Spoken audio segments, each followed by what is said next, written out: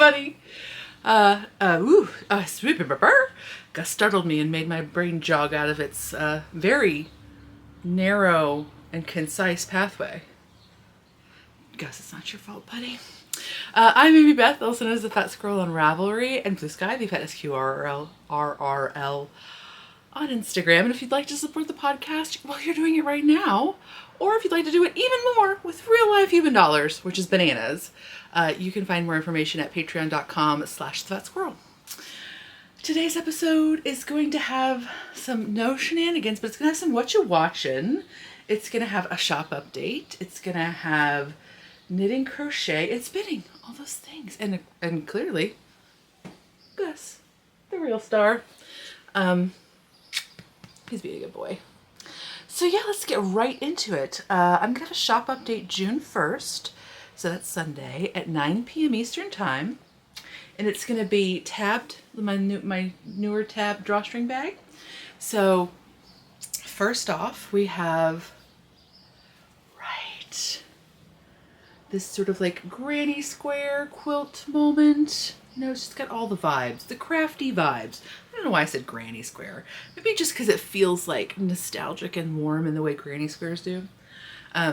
We have this guy with this sort of like yarn dyed where the weft and the warp are different colors. So it has like sort of like a speckly, not speckly, but like a sort of like a heathered effect visually. Exterior is a linen cotton canvas. The interior is Essex linen, which is also a linen cotton blend. And so, yeah, they all have the drawstring that is a measuring tape, which I don't know if I mentioned this, but it is accurate, at least at this point. Now, I can't guarantee in 10 years after you've stretched it out for that long that it will remain accurate, but so far, she's correct. So I'm going to have those gals. And then I also have these.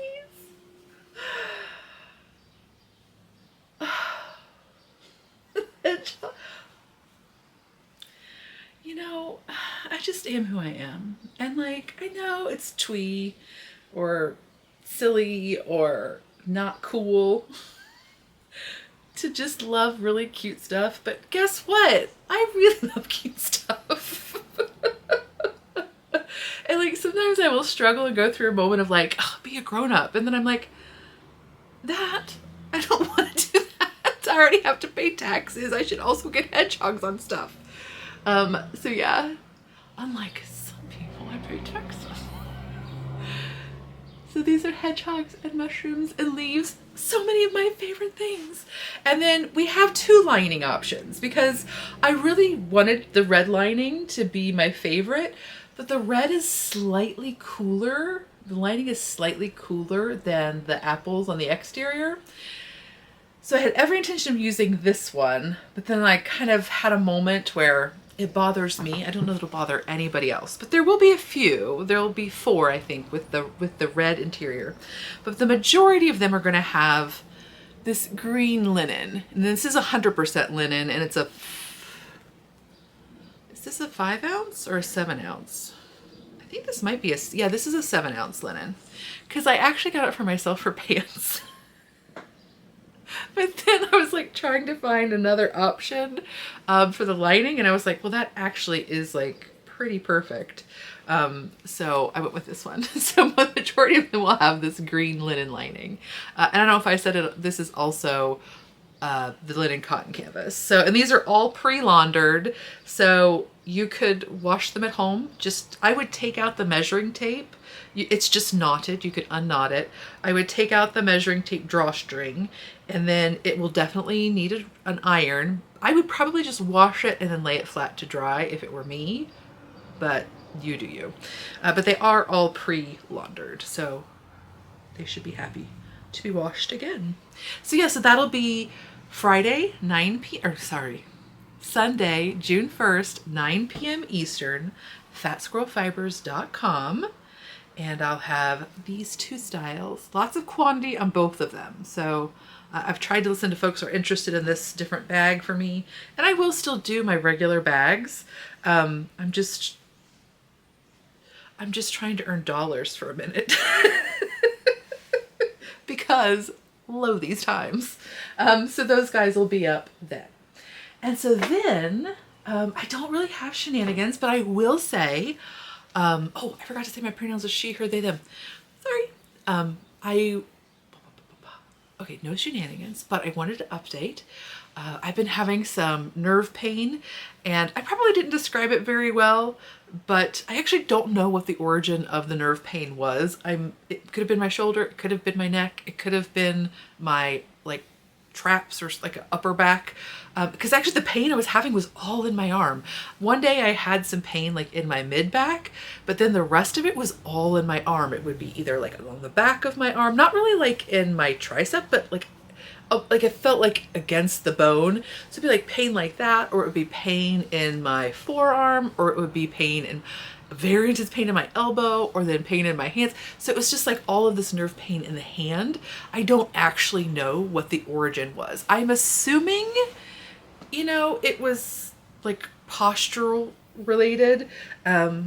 So what worked for me to actually sort of get me in a better place was, we talked about last time that I decided to start taking more ibuprofen because ibuprofen affects straight-sized people and fat people differently. Like, it doesn't actually affect them differently, but ibuprofen is fat soluble, not water soluble. So like, I got a lot of fat to solute.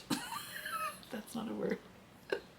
So it gets much more dispersed in a fat body, and so you have like lower actual levels of it.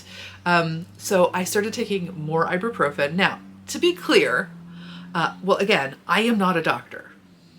That's very clear. But also to be clear, not all medications have this effect. In fact, lots of medications are in no way affected by your weight. So I don't know that I did not make that clear, and I want to say that out loud. I was specifically talking about ibuprofen and fat bodies. Okay, so then there was something else. So for like examples, acetaminophen is very dangerous and has a lower toxicity level than you would think. Do you know what I mean? Like, so that's just to clarify. It's not even just all pain relievers, right? It's literally ibuprofen. And there are other ones, but I don't know what those are. I just looked at ibuprofen. So just to be clear, not everything do you need more of in a fatter body, except love and respect. That you do need more of. Okay, so then also in the Advil train, which a lot of you pointed out in the comments, and I just wanted to touch on for a moment. From what I understand, that the jury is sort of still out. Like, there doesn't seem to be like a definitive study that indicates that redheads need more pain medication, but we 100% do need more anesthesia. And I think that's almost all the time, or at least we're more likely to need more anesthesia. And I know that personally because not too long ago, I feel like it was a root canal originally. And like I'd had that for several years, and then it got infected. And so I had gone into the dentist. I had the situation where they like did the clean and did the prepping, and then like the next morning I woke up and my face was like this big. And so I went into the dentist because I had an appointment in the morning, and I went into the dentist and he was like, well, I can refer you to the dental surgeon, or I can pull the tooth. And I was like, pull the tooth. It's already had a root canal. It's already, you know, also I'm a human with limited dollar means and no dental insurance. And even if I had dental insurance, it would be like, haha, here's $5. So I was like, no, just pull it out of my head. And he could not numb me enough. Like, he gave me all of the Novocaine he was allowed to give me. And I could still feel everything. Obviously it was not as bad as it would have been without it, but I could still feel it. But I was like, no, just get it out. Like, I can handle it. Like, I can do it. So I was sort of like white knuckling it, and he was so stinking precious. I was crying, like not like sobbing crying, but just like tearing because of the pain. But he was crying. Like, it hurt him so much to know that he was hurting me, and this is not a man I think I had met him like once before. It's not like he's a family friend. Like, he was just a compassionate caregiver, which most caregivers are very compassionate. But he was was literally just weeping as I was pulling this tooth out of my head. It was I mean, it was so funny because here I am like in a lot of pain, but I'm also really feeling bad for him. He wasn't doing it that way. It was obviously he was not intentionally crying, but it was just really precious. And so I just want to shout out to that that dentist who was like just a temp at the time. Thanks, brother. So yeah, we definitely do. Don't ever let a dentist tell you that you don't. Like, you need more. I've never had a dentist come against me, but I've heard of other people who have. But again, most of them are quite compassionate. But just, yes. So that was just an excuse to tell a silly story. Okay. So the things that made me better, or I think that helped me better, were of course time, of course rest, even though that was very challenging, but just trying to take it easy in general. Even if I couldn't sleep, I babied myself quite a bit, which was really hard. Ibuprofen, rest. I had 2 massages with a good massage therapist that were very, very helpful. I had a 3rd one as well, but I was pretty much doing really well by the 3rd one, but I'd already made the appointment, and that's still nice. So massage therapy. I tried lots of like the lacrosse ball, like the pressure pointy stuff, and like nothing really. Again, probably because I didn't know the actual origin of the nerve compression, or the place of the nerve compression, like that. I just was not finding those things to be helpful, but the general massage was great. And then she told me like, oh, your pecs are super, super tight and you need to work on that like during this time, because usually they're not. Like, usually that's not a problem that I have, like doing those doorway stretches and stuff. But once she said that, I tried to do the doorway stretch when I got home, I was like, oh yeah, those are super tight. Like, I couldn't. Usually you do a doorway stretch, you put your arms down here and you like push your body through the doorway. You put your arms here and you push your body through the doorway. You put your arms up high and you push your body through the doorway. Like, so you can pretty easily tell like how far your body can go through is directly related to like how tight your muscles are. And usually I can do those stretches. I mean, I'm not like, way out there, but I get a good distance. This was like, boop. I just barely could move forward, and I was like, ah! So remembering to do stretches. I was doing those stretches a lot, and just in general trying to stretch more. But those seem to be the most effective. And so then I just need to incorporate some more pulling exercises into my life. And, just in general, strength training is super important. I'm a postmenopausal woman at 46, and so it's... your body just does not hold on to muscle like it used to. Like, estrogen helps your body hold on to muscle.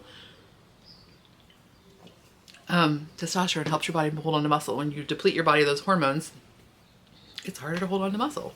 It's not just you. Like, things that I used to be able to do, just maintain muscle, they don't work anymore. So it's been hard to adjust to the fact that I do need to do those things, but I need to find a balance between going whole hog and like exhausting myself and then for getting burnout. But then if I don't go whole hog, I feel like I'm not actually doing anything. So I've just got to like work on that balance for myself. It's something I've always struggled with.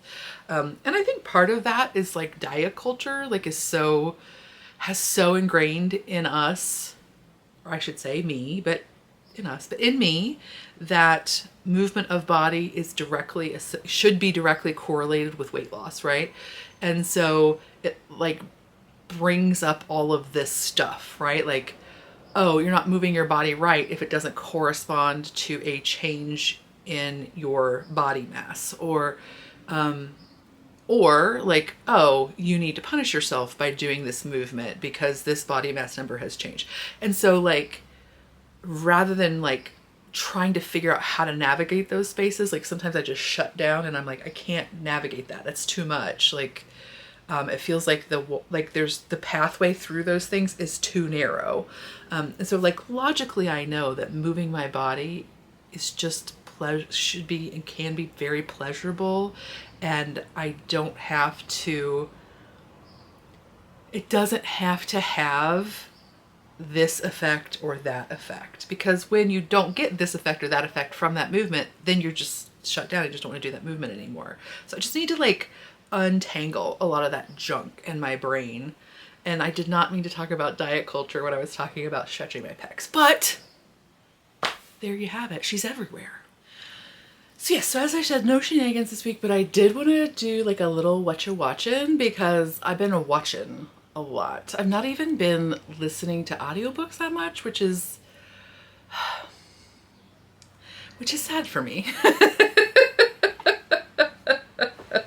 I've got some personal stuff going on that's taking a lot of like my cognitive bandwidth, and so, or my cognitive capabilities or my bandwidth, whatever. It's taking up a bunch of my brain space. So I will be honest with you, rather than even listening to like, not even, I can't even thriller audiobooks. Actually, what happened is a bunch of like my real audiobooks came available at the same time from the library. They were all like big feeling emotions sort of books. And I was just like, no, thank you. Nope.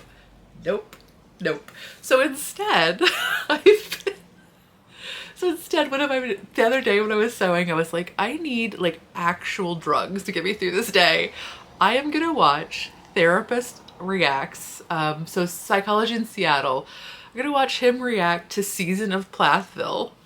Not Season of Plathville. Welcome to Plathville.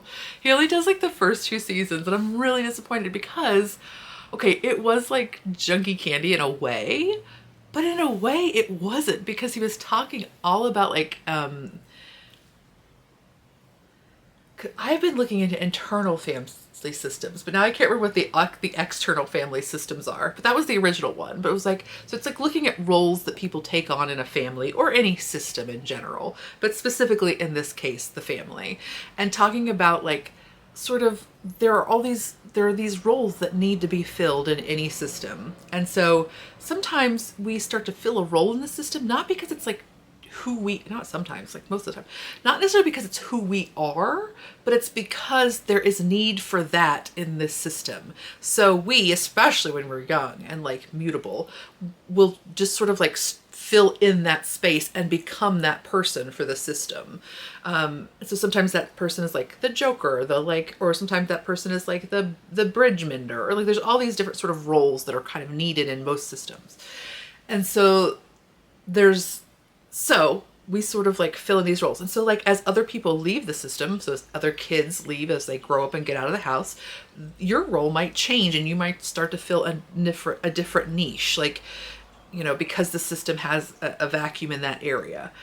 Or, you know, after you leave one of those systems, you might have sort of almost, not necessarily a crisis, but you might have like a confusion about like being able to take on a different role outside of that. And so that might look like, oh, you're being fake, because when you lived and you worked in this system, you were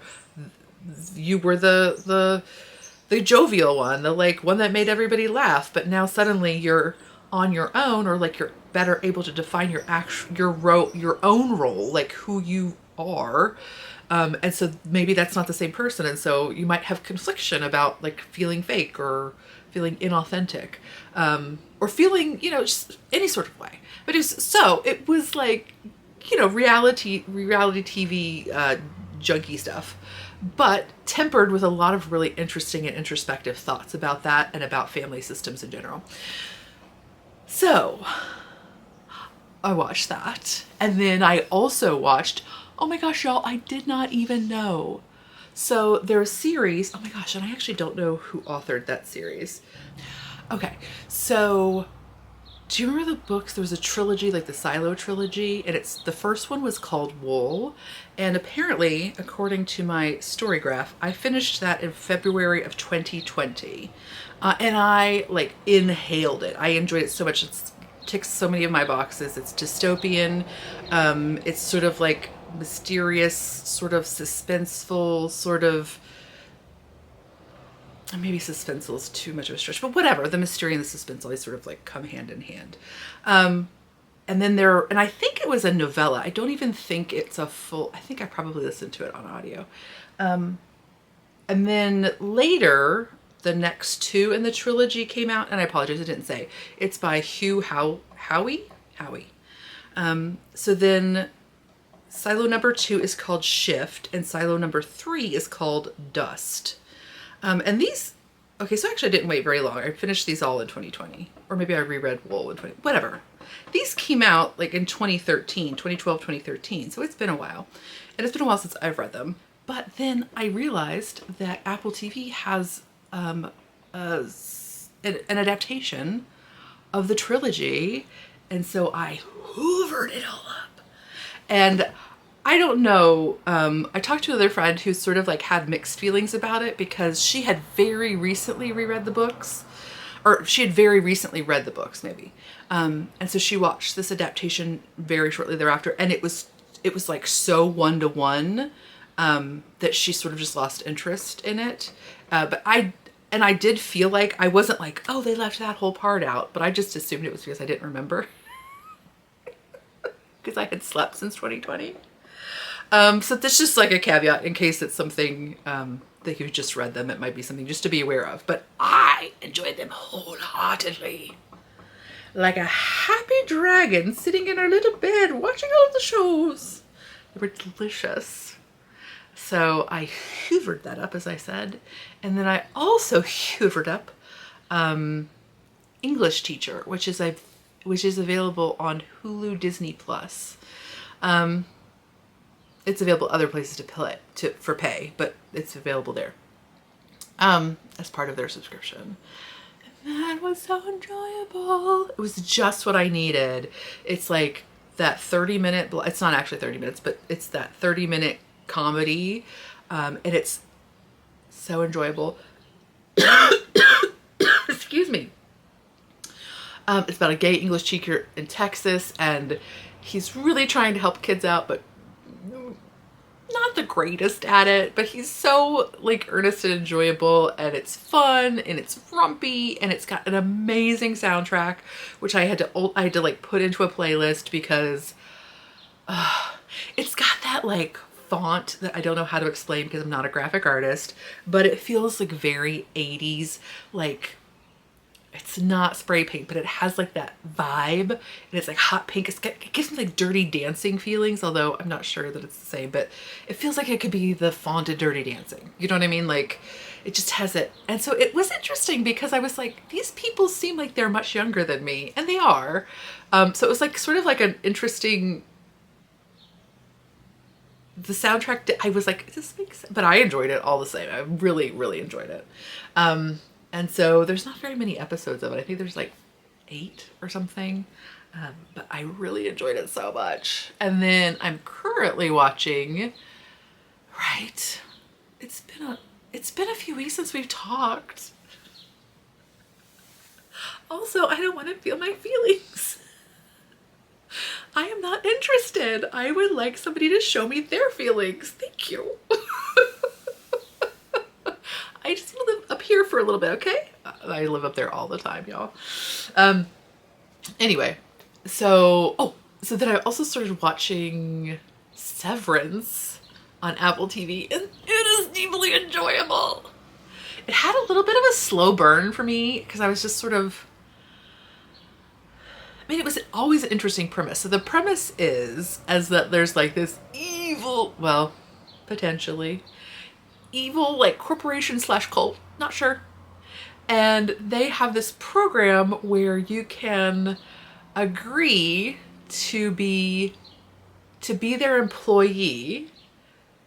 But what happens is they actually sort of like, it's still one physical body, but they split your brain so that when you are in the building, when you're on your floor of the place of work, you are a totally different person. It's your same physical self, but like that work self only exists at work, and your outside work self only exists outside of work, and they don't overlap at all, right? Like you have the same physicality, but the at work person does not know at all what the out of work person's life looks like and vice versa.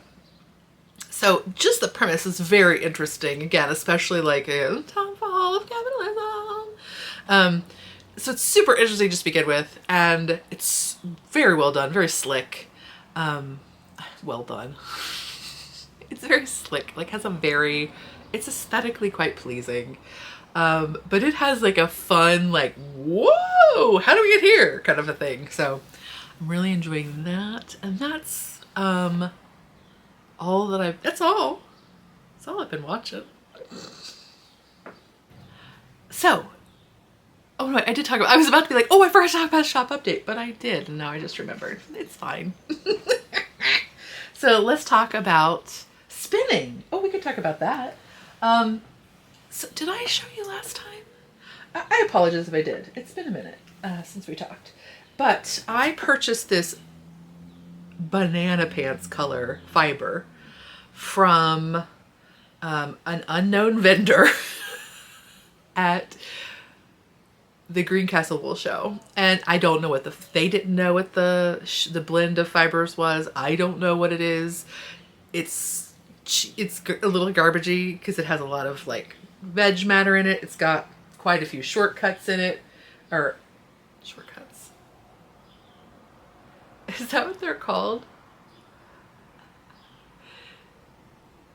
Okay, whatever. Second cuts. It's like, they're not called shortcuts, but they are short. It's got a lot of second cuts in it, which is like little like knit, like little short fibers where they've, if you're not a spinner, they've shorn the sheep. That's the main fiber. But like if they've missed a place and they go back and get it, but it's just real short. Those are second cuts or shortcuts, as you might call them. That's the cool kids are calling them.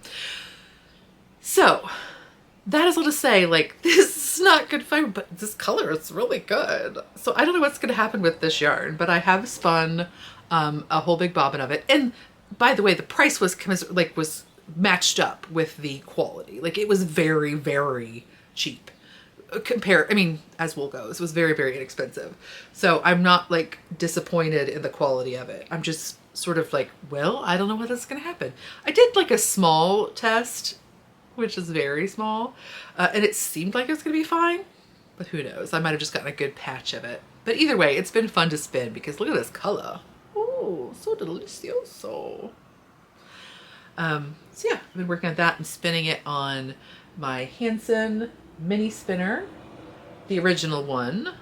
Hanson, if you'd like to like set me up with the Pro, I would love that. Thanks.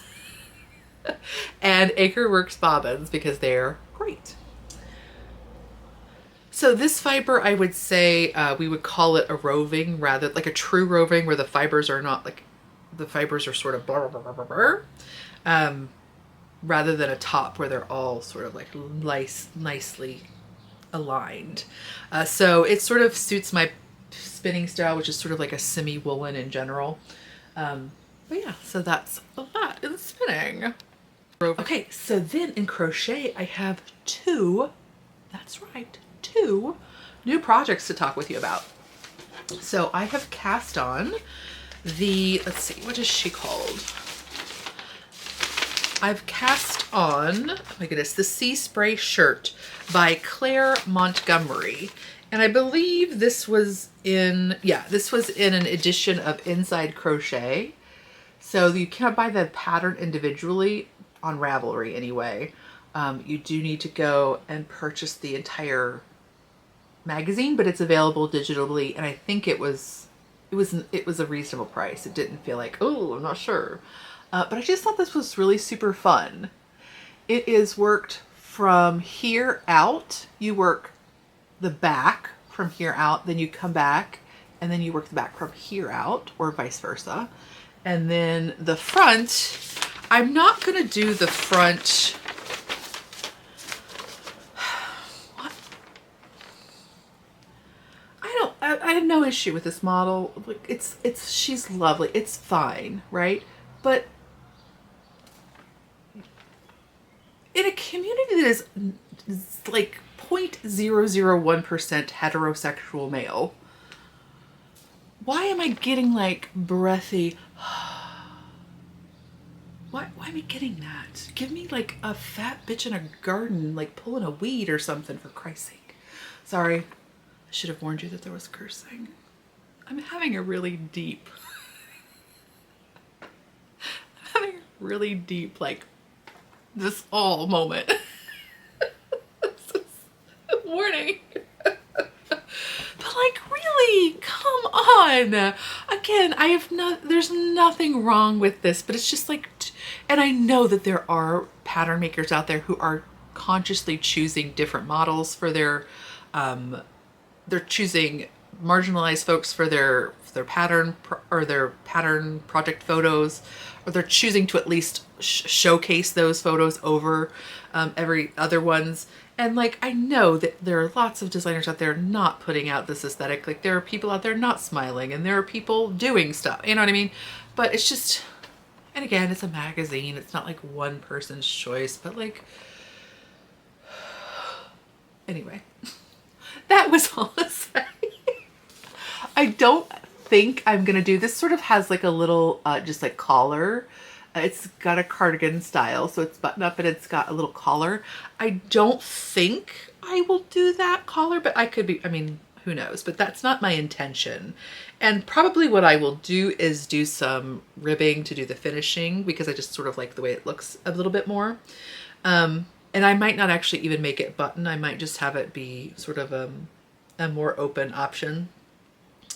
And so therefore I would not make the fronts completely closed. I would have the circumference of the sweater closed smaller than my actual circumference by a good little amount. But yeah, I don't know. The reason I decided to pick this pattern was I was looking for a cotton project, and I will be honest with you, I don't wear the cotton things I have made very often, but you know, I live in hope. Maybe I'll change. So it just like feels like that's what I'm compelled to do in the early summer, at least, is to start working on a little summer sweater or summer cardigan. And that often sort of in my head translates to cotton, although it's not always the case. Okay. So I had this sort of color palette that I was really like gnawing on in my head. And so the thought of, and it was sort of like based on these proportions, like the main color was the main thing, but then there were like these little pops in my head of what I wanted to do. And so I found a yarn that doesn't quite get me there. To be honest with you, I really thought I might dye the main color, but then I was too impatient, which is so silly, but we are who we are. So I am using Hobby. This is the first time I've ever used their yarn. It's HOBBII. And the main color is their Rainbow 8/4 cotton. So that's the green. And that is colorway. They just do numbers, at least on the bands, they do numbers. That's colorway 72. Sorry. And then we have in stripes 4 other colorways. So the pattern is actually only written with 3, but I really liked the 4th for me, and it should work out just fine. It'll just change the sort of like, well, whatever. It should be no problem to have 4 instead of 3. And so this is the actual middle of the back. Apologies. Excuse me. There's a compressor, I think, running outside. If you hear a weird noise, that's what that is. So my contrast colors are also the Hobby, but it's the Cotton 8/4. So the green is Rainbow 8/4. The Cotton 8/4 green that was sort of similar was like a much springier green. And what I really wanted was a darker, scummier green, which is why I thought, well, maybe I'll start with this and then over dye it scummier and darker, but I was too impatient. So the contrasting colors are this series, and they are colorways 58, 59, 60, and number 8. So these 3 purples in a row, and then this sort of like taupey rabbity color. And the reason I wanted to do the 4 was I just really love this color in combination with these. Again, I had this color palette in my brain that I wanted to work with, which is, this is not it exactly at all, but it's adjacent. And then I also like that this sort of like works value wise, because like you repeat it just like this across. So it's like light, medium, dark, medium, light, medium, dark. So I thought it might help to sort of like bridge that. Or that was just a justification because I like this color with green and purple. I don't know. So yeah, I'm using, I think, a 3.5mm crochet hook. Yeah, a 3.5mm crochet hook. I really love these Prym, P-R-Y-M crochet hooks. They're very pointy. And so like even working off of the chain foundation, it's not frustrating, or at least not as frustrating as with one of those more rounded hooks. So I really like these, and I like the way they feel, but I also really like the fact that they are a bit pointier. So again, that is the Sea Spray shirt by Claire Montgomery, and I am using Hobby Rainbow and Friends cotton yarn, and I'm using a 3.5mm hook. And it looks like this so far. Ta-da! And it's a very, I am not a super experienced crochetist, and it's a pretty straightforward pattern so far. So then also in crochet, last week I didn't do a regular podcast because again, I wasn't crafting enough quite to get a good podcast out, but I did just do a little Patreon like mini-sode, and we just sort of like, I just sort of chatted at your faces, and then I talked about my current obsession, which is crocheted bags. I don't know where this is coming from. I don't even carry a purse, a pocketbook. That's my favorite word for it, a pocketbook. I don't even carry a handbag. I usually like either use like a fanny pack like across the body, or just stuff my pockets with stuff. Or I have like a knitting bag, like, hi, I'm here. But for some reason, I like just got weirdly obsessed with looking at specifically crochet bags, because a lot of them are crocheted, and the crochet makes a lot of sense if you're doing something like a bag or a purse, because it doesn't have as much stretch as a knitted thing, and so it does lend itself a bit better, I think, to something like a bag. Okay, so all these words. I looked at a million and I went through my whole like comparison queue with the Patreon folks. But what I ultimately decided to start with is the Sitara. I think it's Sitara. It's C-E-T-A-R-A. And that is a pattern by Woolish. And is it right? Is Woolish. I'm so sorry. Is Woolish. So it's like etc., but it's just etc. And it is such a fun shape. Let me see if I can get it so that you can see it a bit better. It is just such a fun shape. Right. Now, generally I'm sort of like against these, like, it's a little boob. I know, it's fine. It's booby. That's fine. We love boobs. Everybody loves boobs. But normally I don't super love it when they go up in this triangle, because it's sort of like lost space, because you can't like, unless you're like, again, just carrying baguettes and flowers around all the days, which I sadly am not. But A, I just love the look of the shape, and B, the size is the scale is much bigger than you might have thought from that photo. For example, right? I don't know, I just think that scale's gonna be so fun. Now, I think this one specifically has a lining, and if I'm not mistaken, oh, see, I looked at too many patterns. You know how that is, right? Like you look at so many patterns that you're like, wait, was that actually... Okay, it is. She has directions, like she has a link to a YouTube about how to do the lining. So it is made to have a lining. Okay, I think those were all the words I said. The pattern is written either for whatever raffia she used or cord. So like macrame cord, braiding cord. I think it's 2.5 millimeter, but I can't remember. However, what I decided to use was, I also purchased from Hobby when I got my little crocheted cardie kit, or that I made. I also purchased from them this raffia, which is called Rafaela in dark red. So here's what it looks like. And here is my bag of Sophia. So you sort of like, I think from what I understand, you knit the gusset first. So I think that's what I'm doing, is knitting that central gusset that the sides come up off of. So it involves doing double crochets and single crochets and spike single crochets. So those are the 3 stitches. The spike is super easy. You just, instead of crocheting into the stitch you normally would, you go into the stitch underneath of it.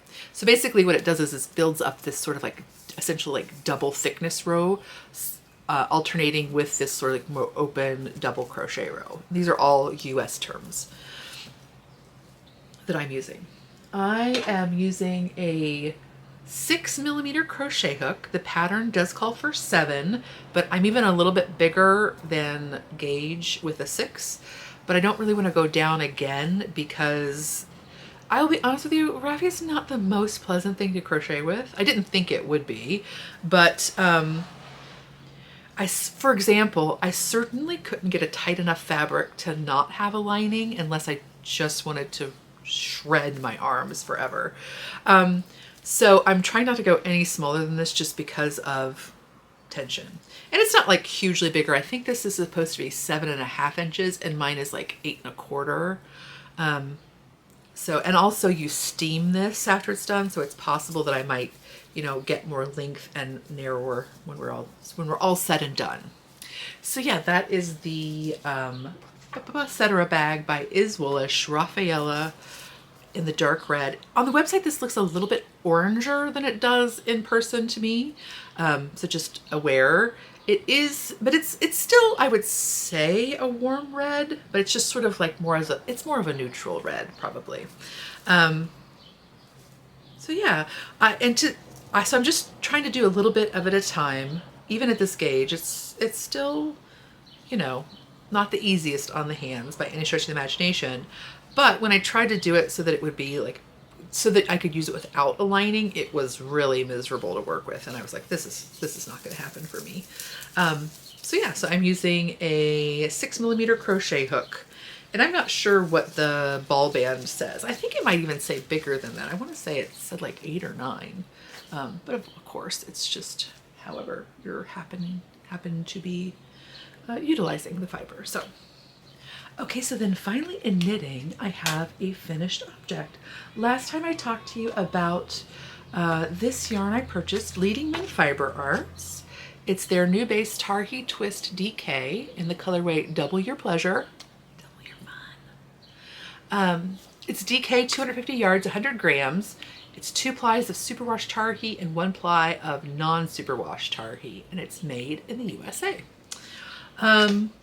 And so I decided with some friends, we were going to do the Besprinkled hat, which is a pattern by Abby Knits. And I just realized I have headphones on.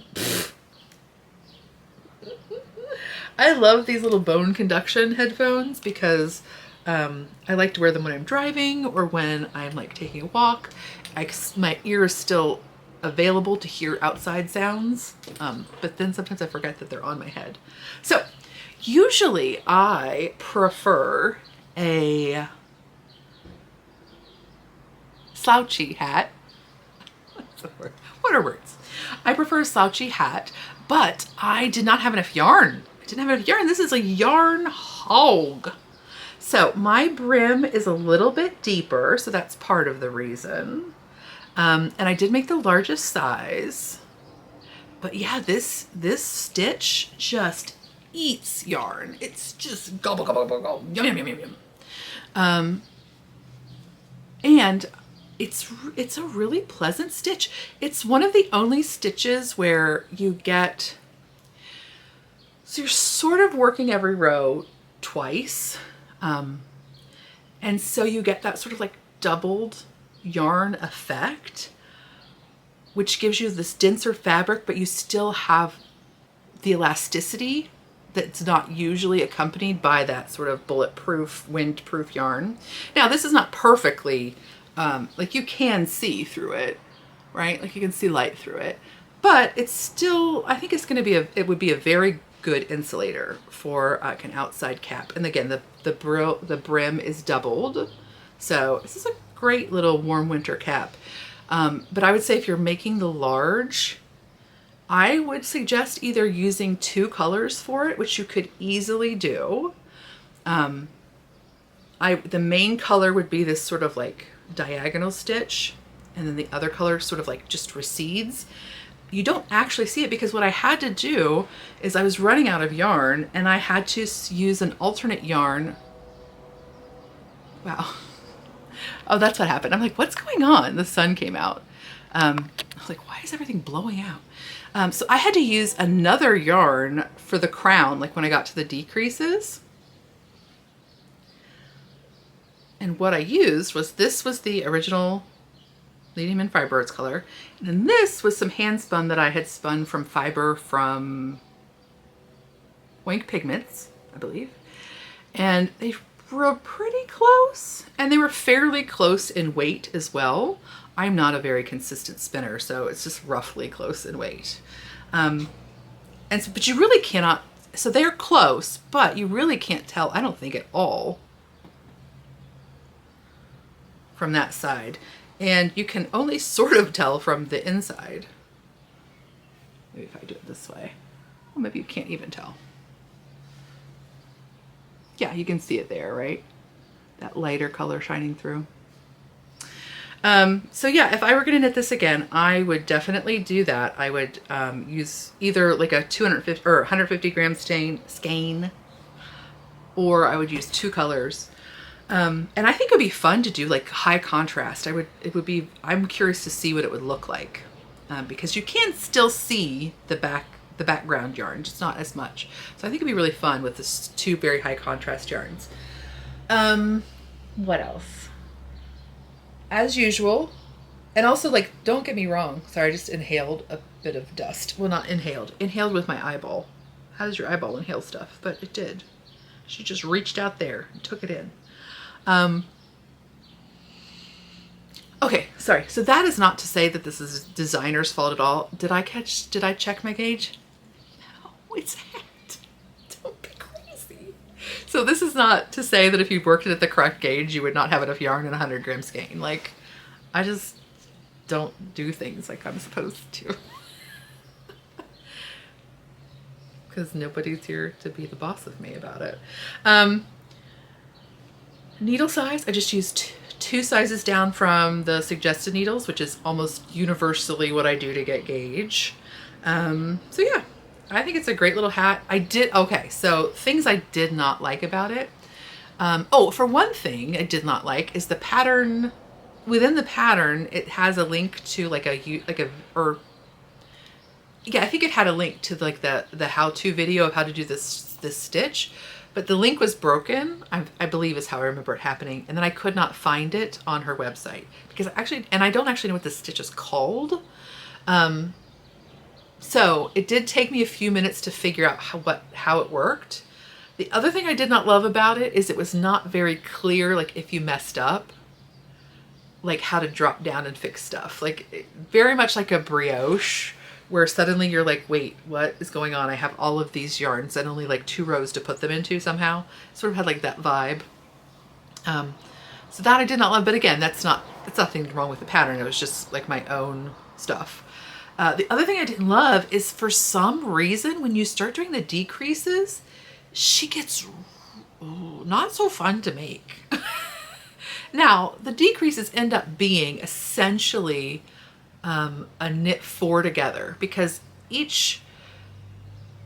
every other row each stitch has 2 strands attached to it.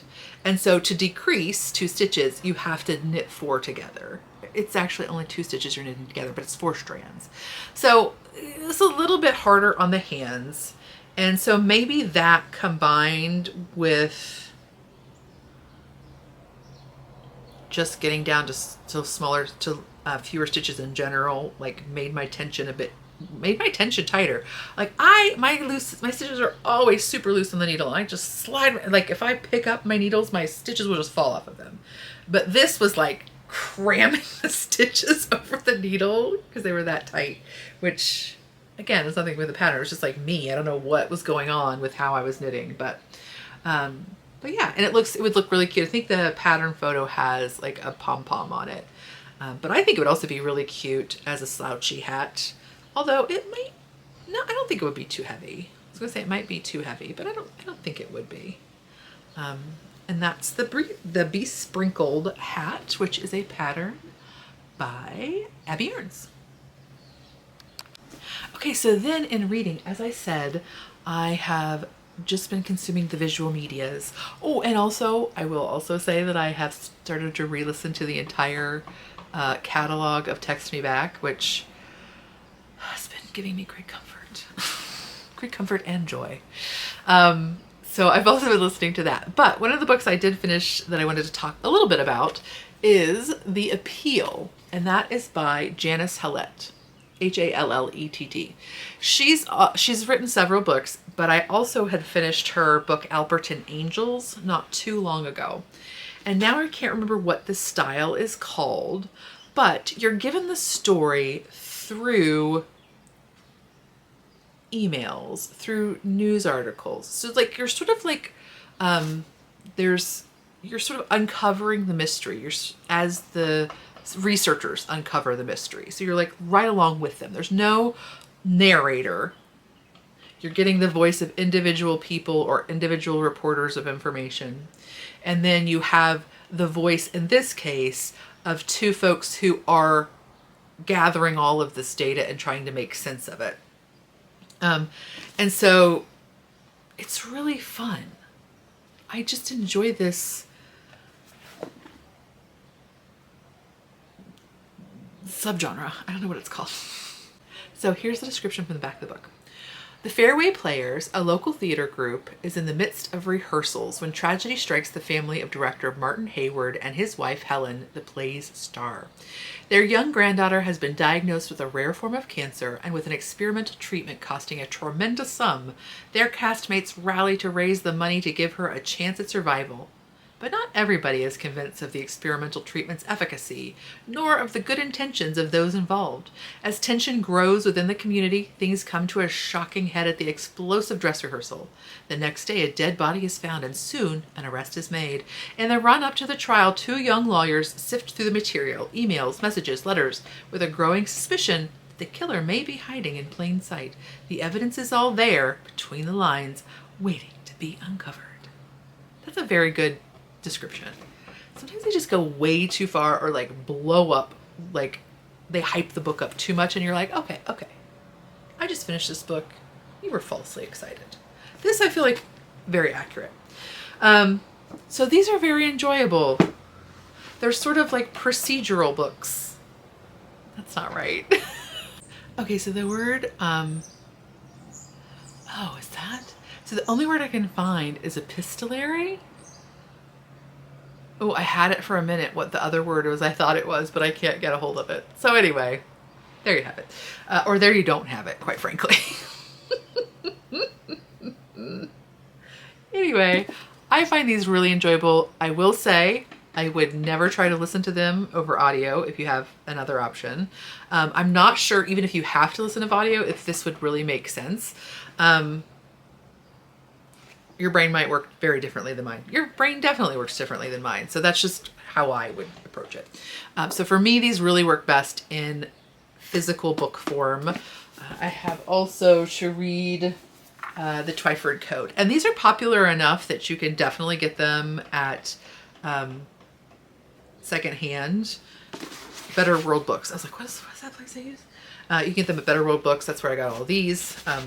So they're definitely available secondhand in that market, or maybe even in your little local library.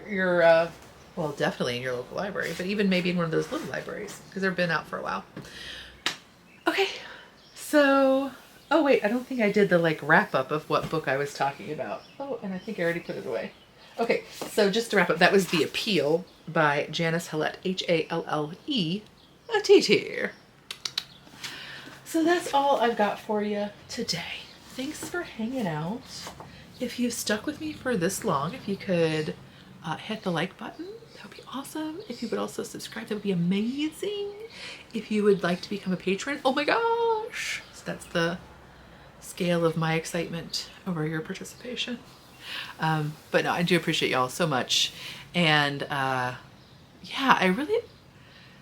I've been doing this for so long that I, of course, don't see the incremental changes that happen, right? Because I've been here, just like you don't always, like you go away for vacation, you come back, your kid's somehow 10 inches taller. You're like, how did that happen? But like when you're with them, you just are like, yeah, you're just the same, you know? So I haven't really, I don't look back on older episodes. Like that's not something that I do.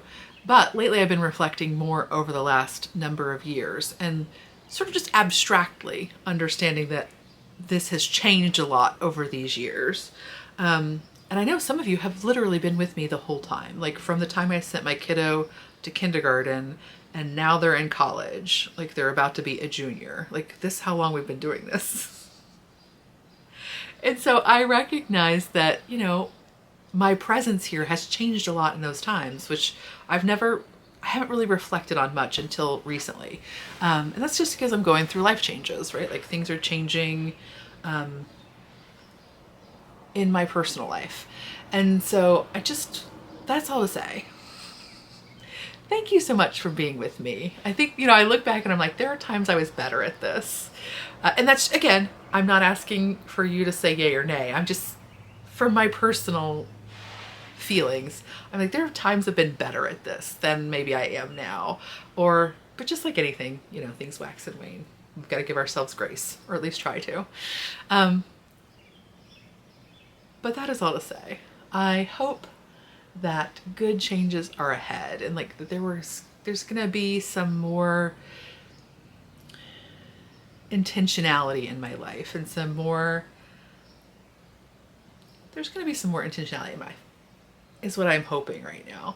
And so I'm hoping that also comes here with me, because I really do appreciate y'all so much, and I appreciate you